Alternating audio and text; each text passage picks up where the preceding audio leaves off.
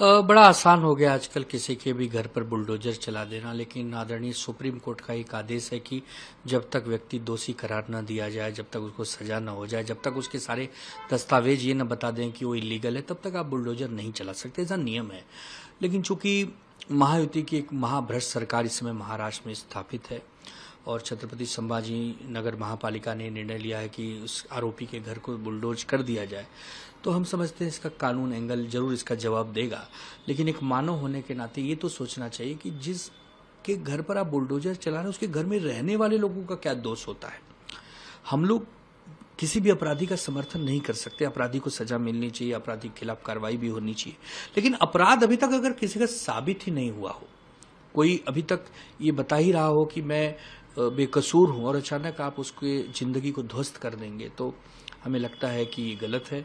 और इम्तियाज जलील ने ये वादा किया है कि हम चंदा लगा के फिर से उसका घर बनाएंगे और कहा है कि हम कोर्ट में भी जाएंगे। तो ये सब चीज़ें हो रही हैं, तो हम समझते हैं कि जो कसूरवार है उसको जरूर सजा मिले, लेकिन उसके घर में रहने वालों को भी अगर सजा मिल जाती है तो फिर ये सुप्रीम कोर्ट का भी उल्लंघन है, कानून का भी उल्लंघन है। पता नहीं सरकार ने इतनी जल्दबाजी क्यों दिखाई है, इसके पीछे हमें नहीं पता कि इसके पीछे क्या सरकार के लोग की कहीं कुछ ऐसा व्यवहार तो नहीं करना चाहते हैं कि जो बदले की भावना से हो।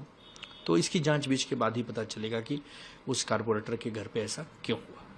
प्रधानमंत्री ने अपने कॉन्वॉय की जो गाड़ियां हैं वो कम की हैं, जिस तरह से प्रधानमंत्री ने कहा कि तेल बचाएं और सोना ना खरीदे, बाकी चीजों के बारे में फॉरेन एक्सचेंज बचाएं। देखिए, प्रधानमंत्री जी से हम सबको यही उम्मीद है कि आप प्रधानमंत्री हैं, आप देश के प्रथम नागरिक हैं, आप देश के प्रतिनिधि हैं, तो आप जो उदाहरण प्रस्तुत करेंगे वो लोग उसका अनुग्रहण करेंगे। आपने कोई अपील की है कि तेल कम इस्तेमाल करो, सोना मत खरीदो, ये मत करो, वो मत करो, विदेशों घूमने मत जाओ, तो आपके पहले जो सरकारी महकमा के लोग हैं वो भी तो पहले इसको लागू करें। क्योंकि आप अगर स्वयं ऐसा नहीं करेंगे और लोगों को दलील देंगे कि लोगों को कहेंगे आप करो, तो लोग फिर निराश होते हैं। आपने कहा था हम अच्छे दिन लाएंगे, बहुत हो गई महंगाई की मार, अब की बार मोदी सरकार, ये आपने कहा था, हमने नहीं कहा था। तो आप इस संकट के समय देश को क्या अकेला छोड़कर भागना चाहते हैं? क्या आप अपने हथियार रख दिए, आत्मसमर्पण कर दिए हैं? आप देश के प्रधानमंत्री हैं। आप तो एक तो स्वयं डरे हुए नजर आ रहे हैं भाषणों में, और आप हमें भी डरा रहे हैं। तो एक मजबूत प्रधानमंत्री से उम्मीद होती है कि इस समय की नहीं, घबराइए नहीं, हम हैं साथ में, आपका ये प्रधान सेवक आपके साथ में है, किसी भी संकट की परिस्थिति से हम निपट लेंगे। अरे इस देश में बहुत सारी चीजें जो हम अपने देश में ही उपयोग करते हैं, बहुत कम चीज हम इंपोर्ट पर निर्भर होते हैं। वैसे भी आपने सोने पे इंपोर्ट ड्यूटी बढ़ा के 6 से डायरेक्ट 16 कर दी है, तो हमें नहीं लगता कि अब सोना खरीदने लायक कोई बचेगा।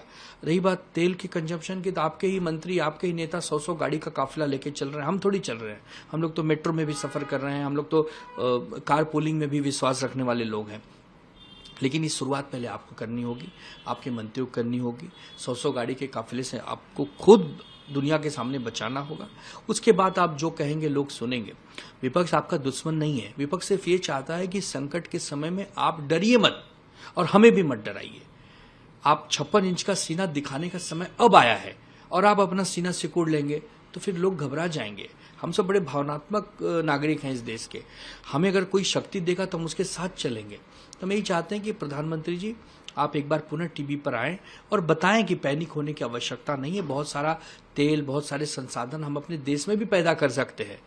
जरूरी नहीं कि हम सब हवाई जहाज से ही उड़ेंगे तो चलेगा। हम लोग कोयले के उत्पादन में हम लोग और भी विकल्प के रूप में उस चीजों को ढूंढ सकते हैं, ताकि हमारी जो ऊर्जा ईंधन है वो सुचारू रूप से चल सके।